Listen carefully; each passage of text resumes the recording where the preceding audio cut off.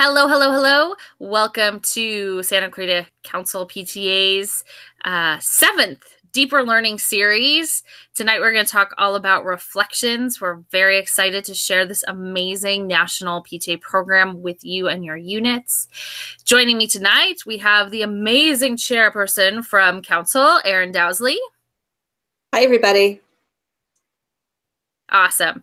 And so I'm going to really quickly share my screen so that I can show you what we're going to do tonight.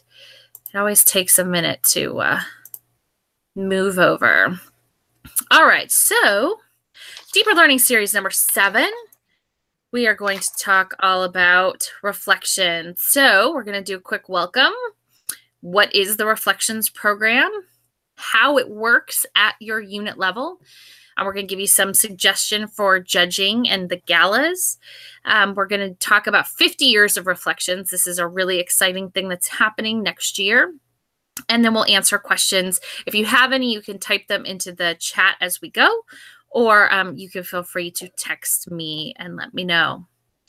So really quickly, I am one of your presenters today, Heather Polito. That is my whole family, my mom, my dad, my 94-year-old grandfather, World War II veteran there in the kind of the middle left, and my daughter, Libby.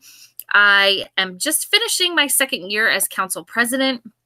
I have served as a reflections chair before, so I have been there at the unit level, and this is one of my absolute favorite PTA programs that we do. So we're so excited to talk to you about it tonight.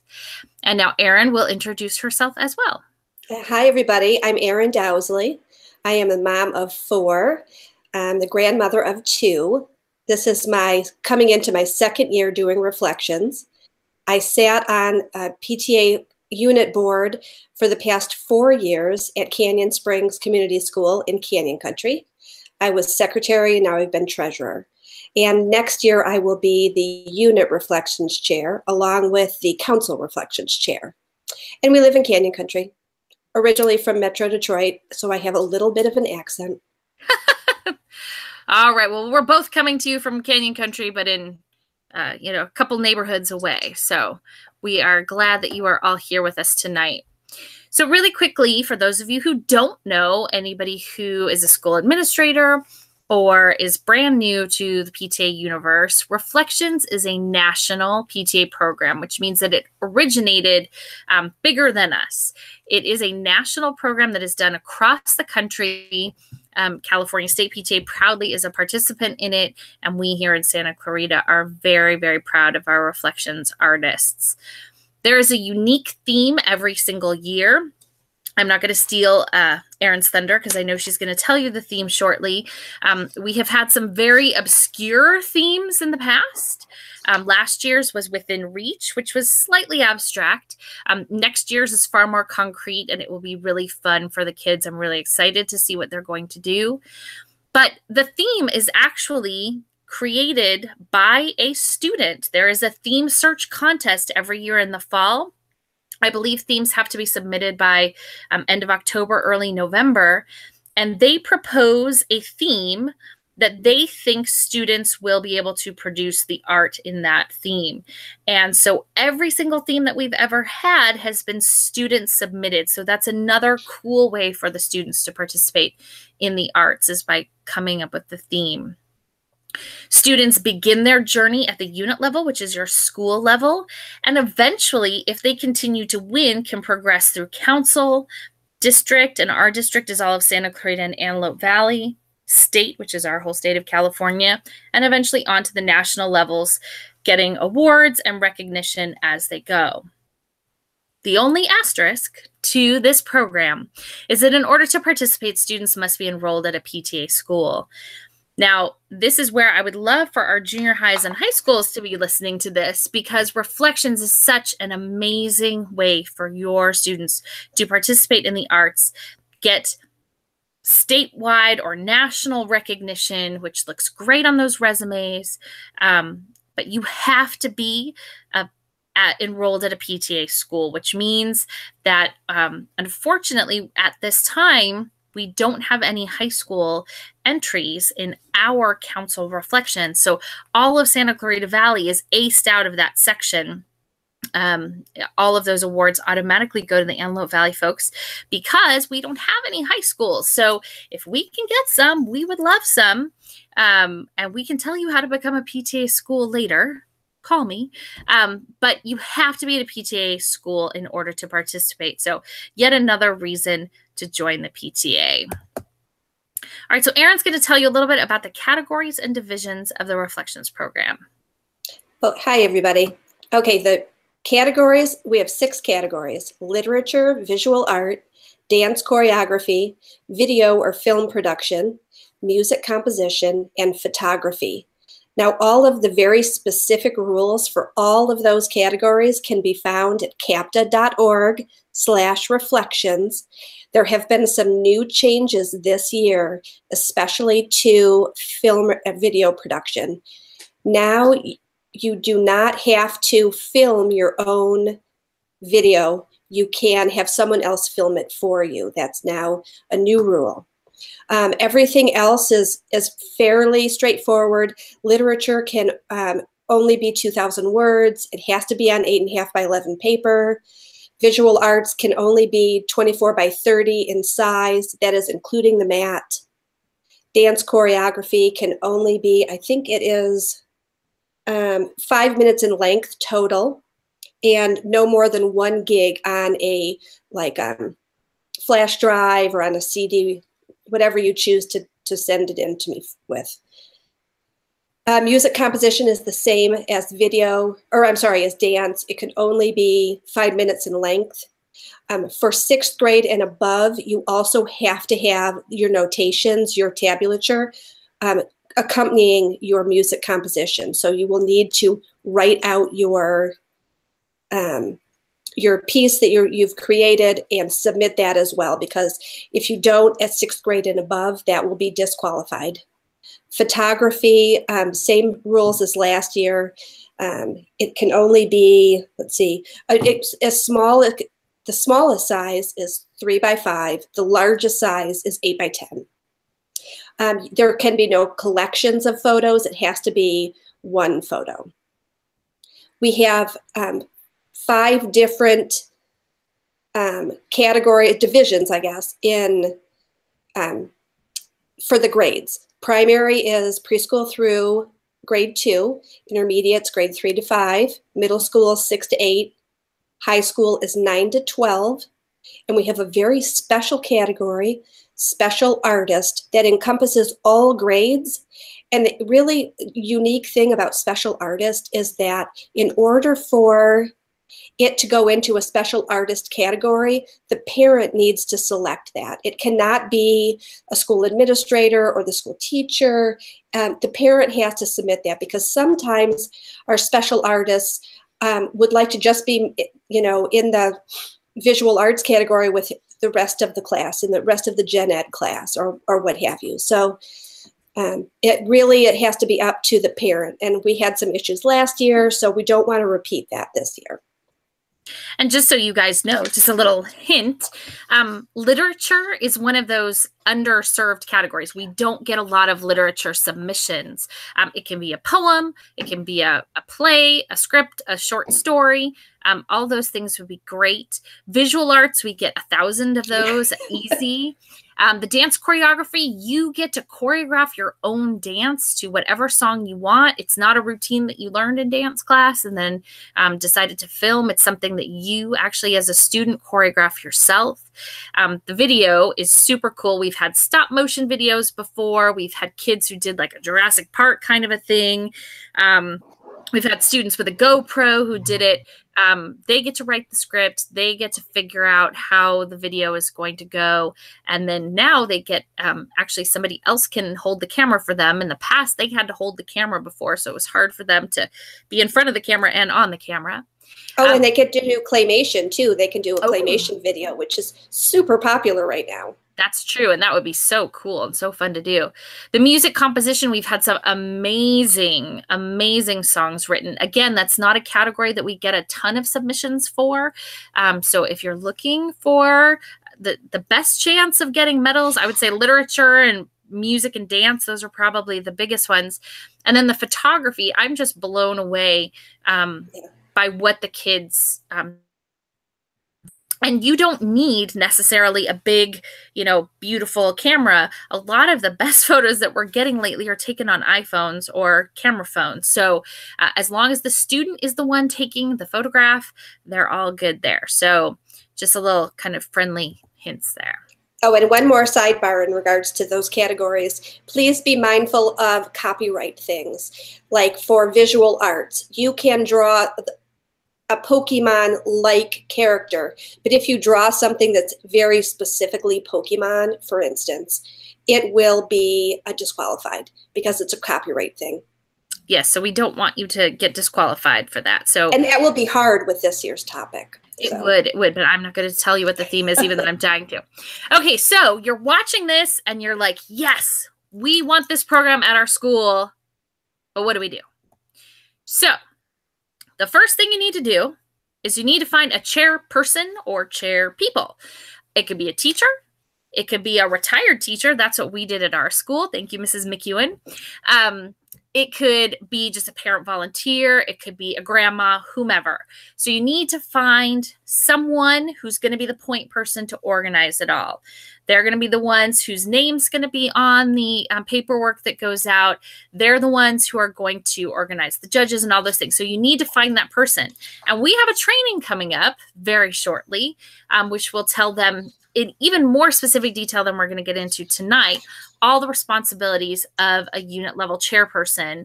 So talk to your unit president, say, when is that training happening? They'll tell you it's March, or not March. Oh gosh, May 16th, right? Right. 15th. Oh, I got to look at my phone. No, it's 16. 16. It's the 16th. You're right. May 16th at Leona Cox. So come on over. We're going to have 6 p.m. Yes, we're gonna feed you, so that's great. And kids are welcome. Kids are welcome. Kids are always welcome. Okay, so you found a chairperson, and now Erin's gonna walk you through. Okay, so you want to register your program. You can do that at capta.org. That's California PTA.org. CAPTA/reflections. You go ahead and register your program there, your school there, get all your information submitted. Then you're going to set your deadline. Now you want to work backwards from national and state, just so you have enough time to do your judging, so you're not rushed. Because it can get crazy. They actually only need to work backwards from our council date, because they don't need to know the rest. We're going to tell them that, but the only information they need is council deadline. Yes. So when is your council deadline? My council deadline, I need all portfolios, all artwork, and all pieces to me no later than the council association meeting towards the end of October. So you're going to need to set your deadline at least 3 weeks, probably 4 weeks ahead of that. So think like late September. Yeah. So you want to hit the ground running with this program, and you can even start it prior to the start of the school year. We'll talk about that in a minute. But you really want to get everything together and get it to me no later than like this. I think it's like 2.5 weeks into October. And then I have a deadline of December 1 to then get everything judged and then sent out again. So the first thing you want to do is send out your paperwork. Now I have a very specific request, if I can find it here. Here it is. Okay. Here is your entry form. You have an entry form. You can find that on capta.org. All of the files for this are on. And see at the very top, it says right here, to be completed by PTA before distribution. I really, really need this whole piece filled out. Chair people and presidents, you can find this information. I'll need like your district PTA, which is 34th, your council PTA, which is SCV. I need the date your member dues are paid, the date that your insurance is paid. That should all be with your treasurer. Your bylaws approval date, you'll find that with your parliamentarian. So all of that really needs to be filled out. Then make copies. After you fill this out, then go ahead and make copies for all of your students. It's going to be so much easier for everybody involved if that takes place prior to you sending out all the information packets, however you're going to launch your party, or your reflections.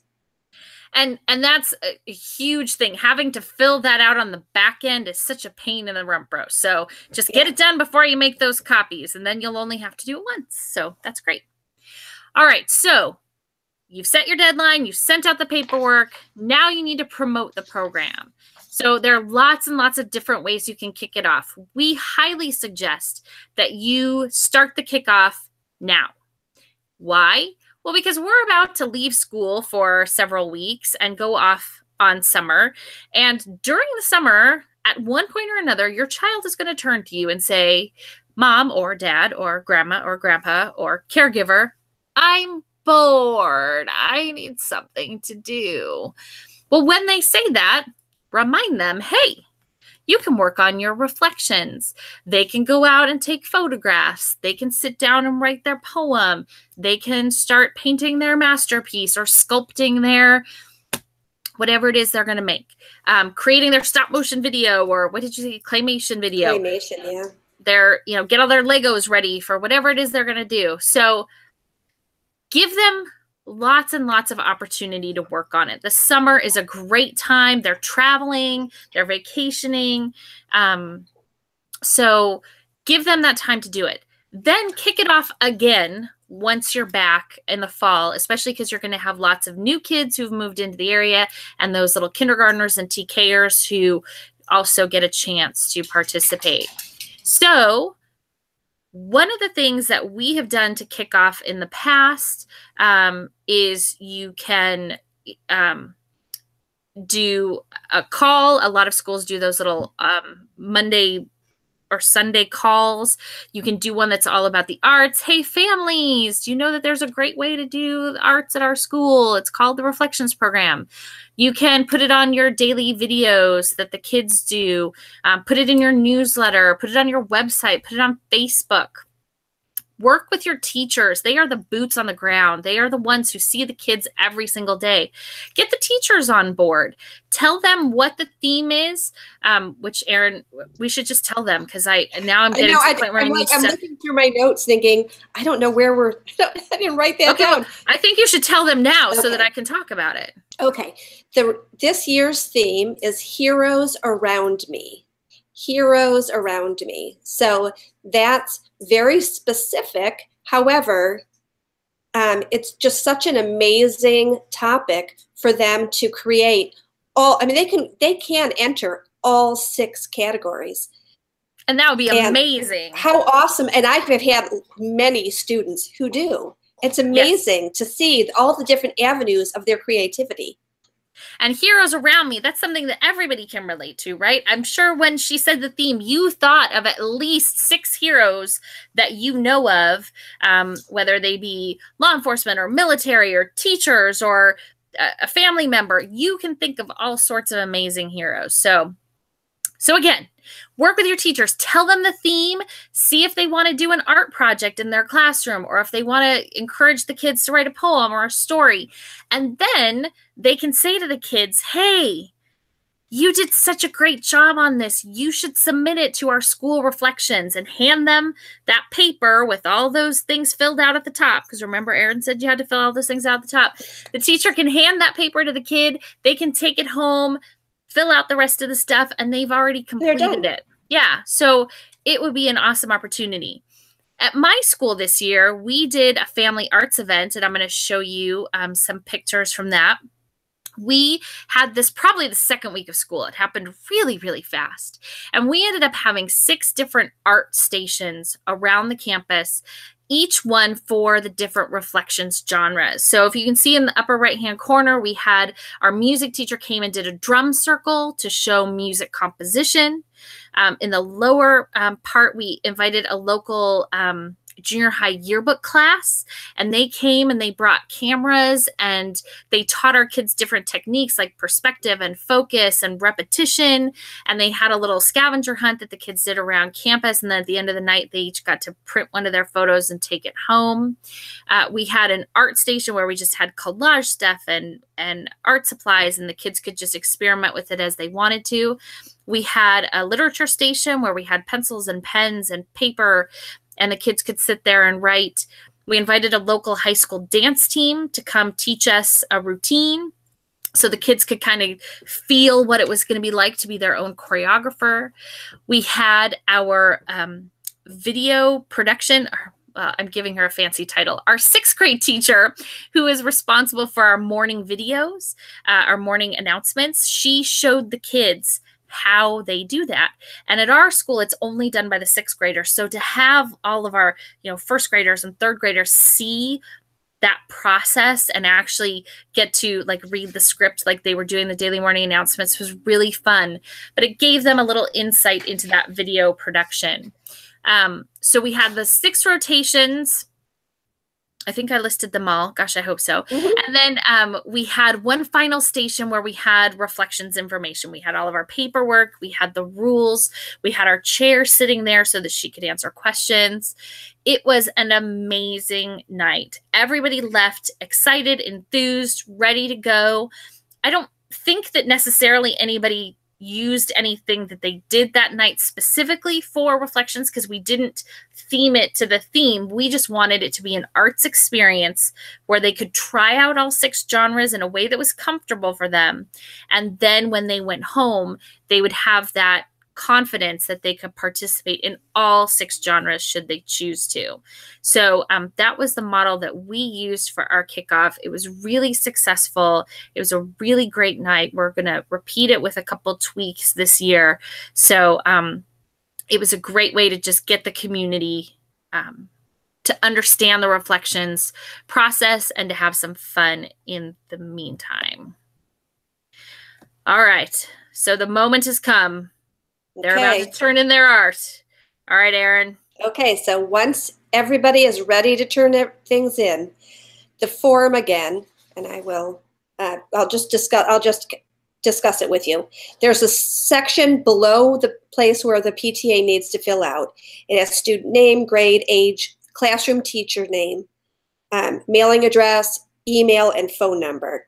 It's really important that you don't let your 1st grader fill out this section.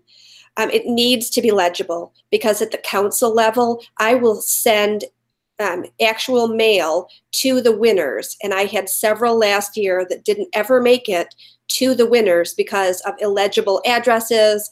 Then I had to track down a reflections chair and they had to track down the correct email or phone number or address. It was really difficult. So please try to make sure that that is all accurate and legible. I will also send all PTA reflections chairs at the unit level a Excel database. You will plug in all of your winners and all of their information, their name, grade, the level that they're in, what category they're in, their artist statement. There's a big spot for that. Their parent, address, phone, email. That way you can fill that in as you're going, as you're getting winners. Let's say your photography judge is the first one to turn back his winners. So you just put that in so that you're not doing it all at once. You're just doing it as they come in. It's not overwhelming. If you need help with Excel, you can reach out to me. My contact information is on the scvpta.org website. And really, if you can do this database for all your kids, first of all, it helps keep you organized. Second of all, it helps to make sure that you have everybody's name so that when at the end you're ready to recognize you have everybody. But it makes it so much easier for the next level of submission. So we really suggest that you do this database with every submission that you get, just so it makes your life easier on the back end. And especially at the unit level, if you are notifying your students of first place, award of excellence is first place, award of merit is second place, then we do a honorable mention. But there are third place, winners at many schools. you can just pull the email right from your database. You're not pulling the artwork to try to see what's on the back of it, so that you can email parents and say, hey, John won second place, and we'd really love him to come and be, acknowledged and awarded and celebrated at our gala. So it's helpful for you guys, but it's also helpful for all the way up the chain. So the next thing to do is find judges. This was really hard for me this year because I'm fairly new to Santa Clarita Valley, and I didn't really have any frame of reference. We don't do reflections. Well, we haven't done reflections at our unit. We are going to start this year, but so I didn't really know, but I got a ton of information. You can get Cal Art students, you can get COC students, you can get, like Heather mentioned before, teachers, retired art teachers, someone who owns a photography studio. There are very specific rules that the judges need to follow, so it isn't confusing. It's very well explained, so that even a layman like myself who doesn't understand quite, what the whole rubric of the different sections of the judging, it's super easy. So finding judges was really not difficult. And again, if you need help with that, please reach out to me, and I would be happy to put you in touch with whoever you need.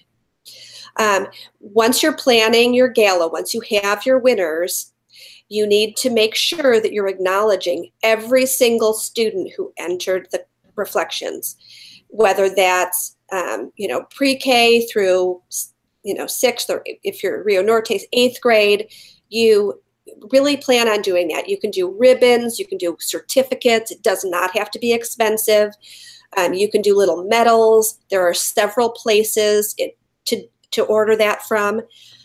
There are trophies, treasures, and awards, trophies, and treasures. Awards, trophies, and treasures. That's on Bouquet up in Saugus. I'm right in back of Telly's. There is also one on Soledad right at Bouquet by where the California Bakery is. That's another trophy, a local trophy place. We, this past year, used a company called WilkinsonsTrophy.com. They're based in Utah. They have an entire reflections tab on their webpage. And so that was really helpful for me because I've never done it before. Once you have all of your awards, certificates, ribbons, and you can just go to Office Max or Staples and get a 50 pack of blank awards and print them out on the printer, the cup, whatever you need to do. It does not have to be fancy. Invite all of the families to the recognition. Everybody is going to get an invite. You're going to celebrate their children. It's going to be an amazing, fun event. Everyone gets to, be awarded. They get to be recognized in front of their peers, which is a big thing for all of our kiddos. And just before we leave this slide, also on CAPTA, they also do sell reflections, ribbons, awards, and certificates. So I don't want to forget to say that too. Gotta plug the home base, right? Yeah, PTA store. Yeah, you're right. And they have a whole reflection section as well. So you can find all sorts of ideas. And even if you find something and you want to shop around because you have a limited budget, you can take the graphics from that and go, oh, look, I want something like this. And that's helpful too. Okay, is this one me? This one's you. Okay. Make sure that you're following the rules. We certainly don't want any child to be disqualified for something that they didn't know they were supposed to do. And this is one of those things that's kind of complicated though, because again, at your school site, even if they don't follow the rules, you're still going to recognize them. They're at least going to get a certificate. And let's say that at your school site, there was only one kid who turned in a music composition and they still didn't follow the rules. They might get a first place at your site, at your unit. Yeah. If they're the only one. Sorry. Yes, that's okay. Let the dog out. Hang on just a minute. That's okay. But just keep in mind that if they haven't followed the rules and they are your first place winner, when they come up to council, they will probably be disqualified. So we want to make sure, like I said, even if they have turned in something that is clearly like a karaoke version of them singing Wind Beneath My Wings, for example, that is not a valid musical composition, right? They did not write that song. They might have sung it in the most beautiful voice ever, angelic, childlike voice, and it might be fabulous, but that is not a music composition. So if they're the only people who turn in a music composition at your site, they can get a first place or they can get a certificate of participation, however you choose to do it. But please don't send them on as your first place if you know that they absolutely have not followed the rules. Just kind of hold on to them for us, because we don't want to have to, disqualify them at our end. So are you back? I am. I'm back. Awesome. She wouldn't go out, seriously. So persnickety. That's all right. So, okay. So where are we at now? Judging the students in their genre and grade level categories. Okay. Okay. This is where the rubric comes in to play and is very, very important. You have specific points awarded for, let's say, dance. So you have, let me see if I can find it real fast. It's really very specific in that their level of choreography is rated, you can get up to 10 points for that. And their originality is 10 points for that. I'm just, so at the end of the day, when you're judging, and let's say you have 4 children who turned in third grade dance compositions, you can just be like, oh, okay, well, they scored 17 points and this one scored 19 points and this, so it makes it much, much easier to, and then you always want to make sure that you're looking at the artist statement. And we'll talk a little bit about an artist statement now, in that the artist statement comes directly from the child, and it talks about why they created this piece, whether it's art or photography or what they saw in it. We had an example at the state PTA convention that we just came back from a couple weeks ago. It was a picture of a boy underwater. It was very, very blurry. It was out of focus. But you could clearly see that it was a boy underwater, and his arms were moving and his legs were moving, and it made it all the way to the state level.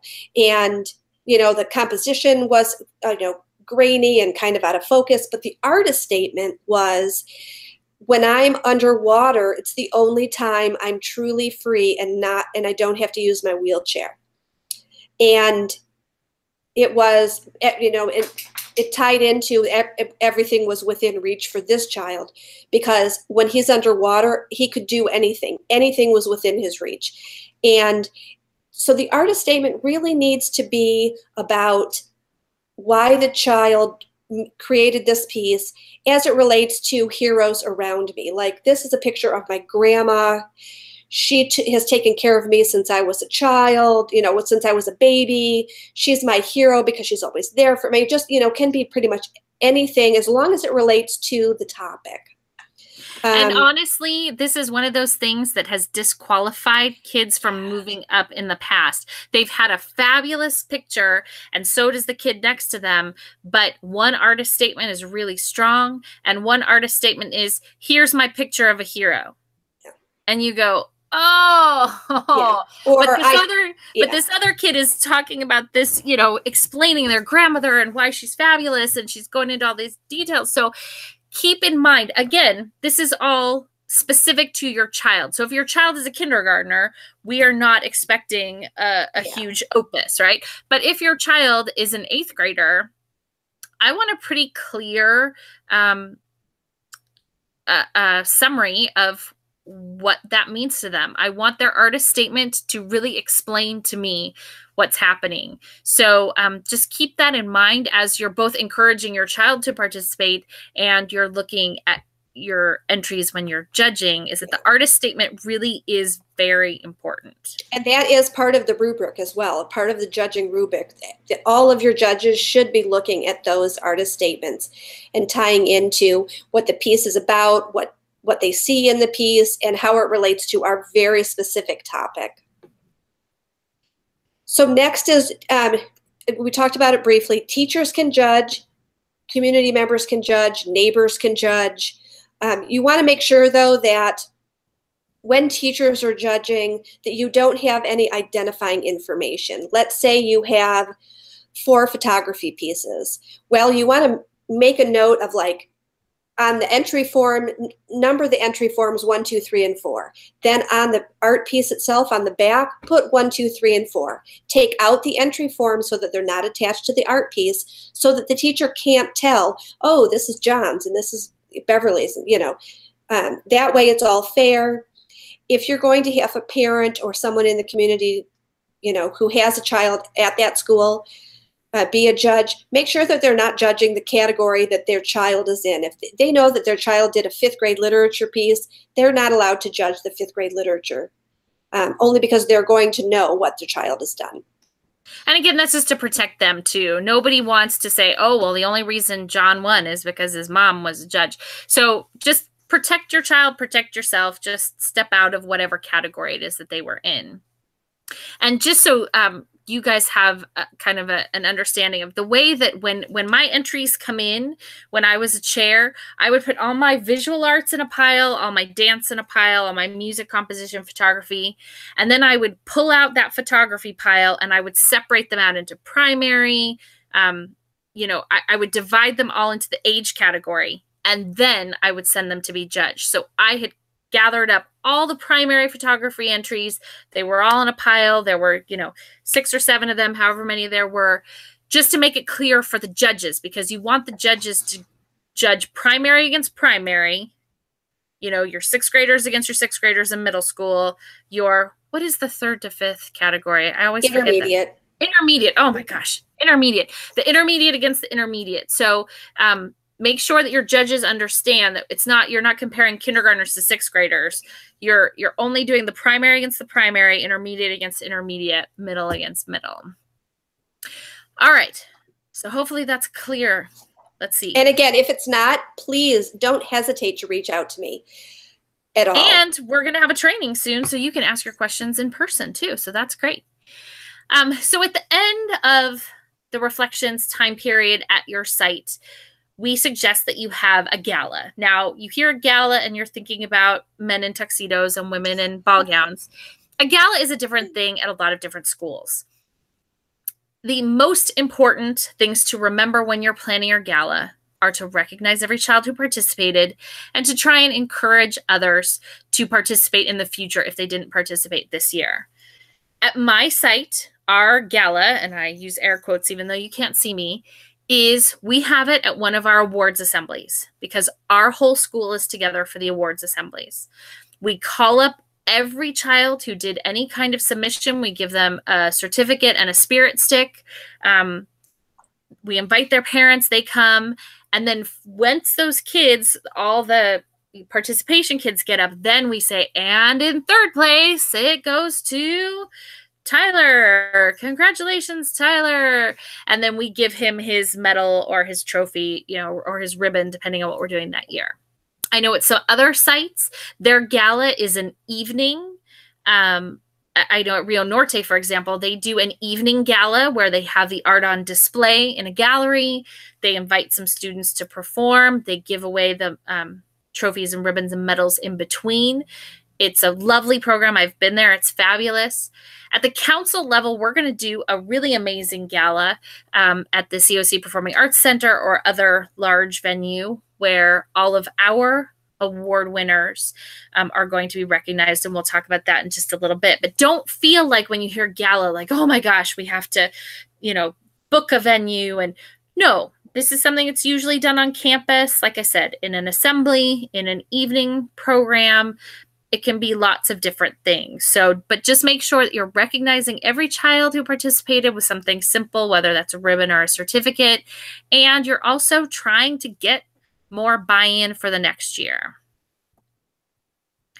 All right, Erin, this is you again. Oh, and okay. This slide is funky again. Oh, well. That's okay. So once you have determined your 1st, 2nd, and either 3rd place or honorable mentions, you want to take your portfolio, put only your 1st place.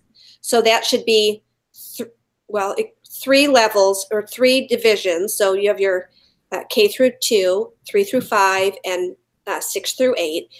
And only the first place goes in that portfolio along with a printout of that spreadsheet, that Excel spreadsheet with your winners on it with all their contact information. You're going to put that in your portfolio. If you don't have a portfolio, you can get those. I got one at off of Amazon for like $14. That should be covered in your budget under what line item is that, Heather? It could be under your reflections budget. It could be office supplies, because this is something that you will use year after year after year. Every time you do reflections, you will put your artwork in that reflections portfolio clearly labeled with your school name on the front so that we know who to return it to at the end.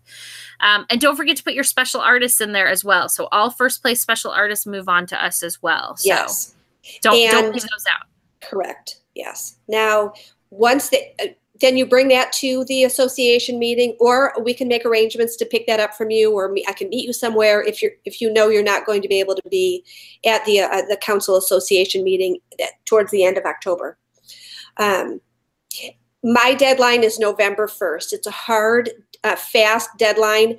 I will not take any portfolios past November 1st. So make sure that that's very clear. Now I then do the same thing that Heather did, where she takes everything out of the portfolios, she separates them, all visual arts, all literature, all dance, all everything. Then I subcategorize that with, primary, intermediate, and middle school so that I know exactly what I am doing. Then I put them back in portfolios to send to my judges.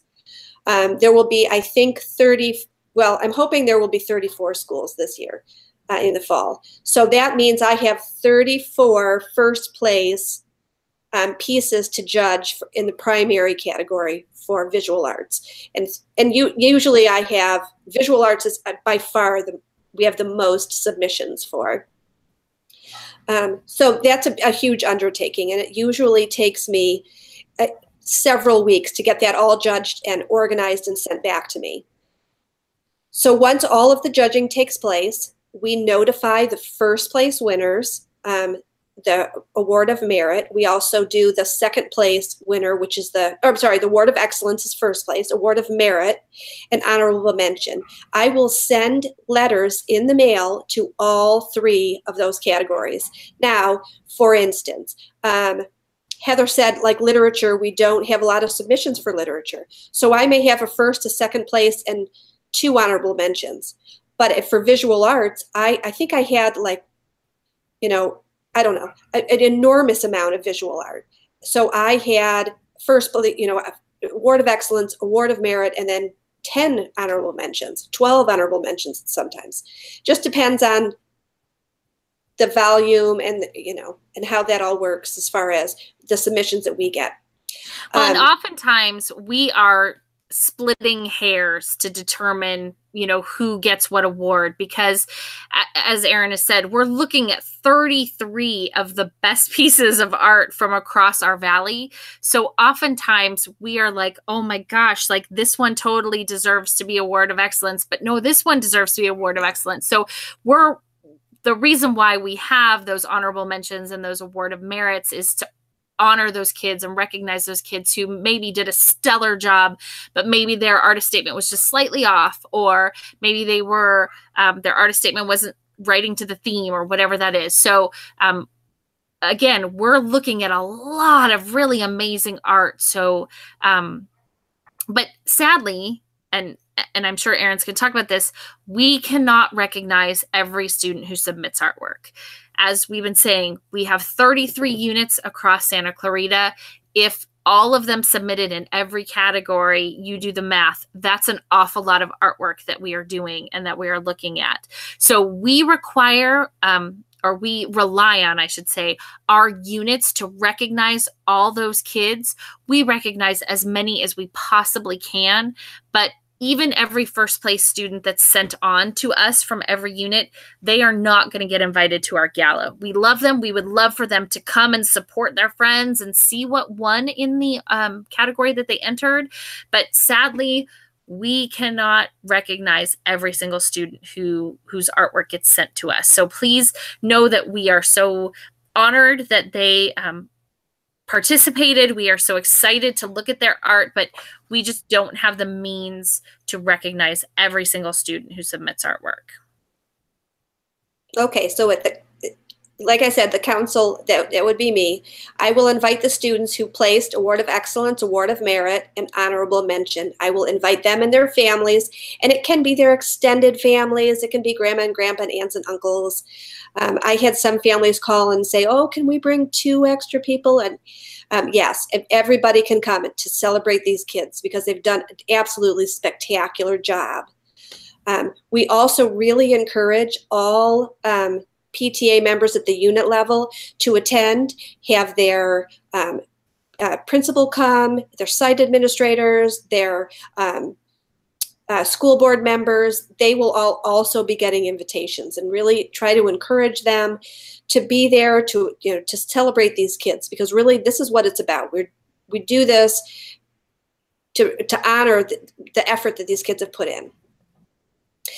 We will do a few, like a handful of students, we will ask if they can perform. Last year we did 1 dance, 1 music. No, 1 dance, 2 music. 1 was a special artist musician. We had a literature piece, and we did a film. We viewed a film. So, just let some of these kids really shine in front of this enormous gala that we're going to have. It just really, it's so special for them. It's so special for their parents to have this available to them. We will have displays in the lobby. Last year we were at COC Performing Arts Center. We had visual art, photography, and literature all displayed in the lobby before and after the event. So it was so awesome. The kids stood and took pictures next to their artwork or next to their literature, and it was just such a cool thing to see. All right, so we sort of alluded to this, but we're actually putting it here on a side. So at the unit level, the first place winners come to council. Council judges those first place winners. We pick our award of excellence. Those are our first place, and we pass them on to the 34th District Reflections Chair no later than December 1st. The district then does the same process with the council. There are 3 councils in our district, so they take the pieces from those 3 councils. They judge those submissions. They select their winners, and then they have to send the first place on to state by January 15th, we think mid-January. Then California, they get together. Can you imagine what this room must be like? How amazingly spectacular it must be with all these different things coming in. The state looks at all the submissions from across the state, selects their winners, and sends the first place on to nationals in February. And we actually just, I think just last week, actually, the national reflections winners were announced. They did a big webinar kind of a thing, live reveal. So it was really fun. I watched part of it where you got to see who the national winners are. So it was pretty spectacular. We in our council have had people go on to state. We've had several who have made it to national. I think we've had 1 or 2 in the past several years who've won at the national level. So we have a pretty good track record for that. So let's keep that up. So Reflections is celebrating 50 years. This is enormous. How awesome is this? That this program has been around for 50 years. And state PTA last week, when we were at the state convention, put a challenge out to all units and councils that we want to have 50 submissions per school. That's our challenge. So we would like to share that with all units. We really would like to, to push ourselves to try to get 50 submissions across all 6 categories in order to celebrate this 50-year Reflections birthday. And I actually think National PTA right now has a grant that they're offering to celebrate Reflections 50 years, where you can, I believe, qualify for some sort of money to kick off your Reflections program in the fall. So I think that ends like May 15th, sometime soon. So if you want to see about that Reflections grant, head over to pta.org. That's the National PTA website, and you can check that out and see what's required for that. All right, so we've been monitoring questions as we have been going, and I haven't seen any. I don't see any either. All right, well, let me unshare myself there. Oh, there I am. Hello, I'm back. Hello. Well, we hope that gets you excited about the Reflections program. We hope that gets you fired up to go out there, find your chair people, start talking about the program, get those rule sheets and those entry forms in the kids' hands before they leave for summer. Erin is absolutely available for any questions. Her email address is on scvpta.org. You can call her. You can send carrier pigeons. She is more than happy to answer any of your questions. And we have the training coming up. Gosh, is that next week already? Yeah. Lots and lots of chances for you to get your Reflections questions answered. We want to thank you so much for being here for our Deeper Learning Series number 7. Can't believe we're already on number 7. Thank you again. I'm Heather. And I'm Erin. Thank you so much for being with us tonight. We even finished in under an hour, so well done us. Yay. All right. Thanks so much for being here tonight. Have a good night. Thanks. Bye-bye.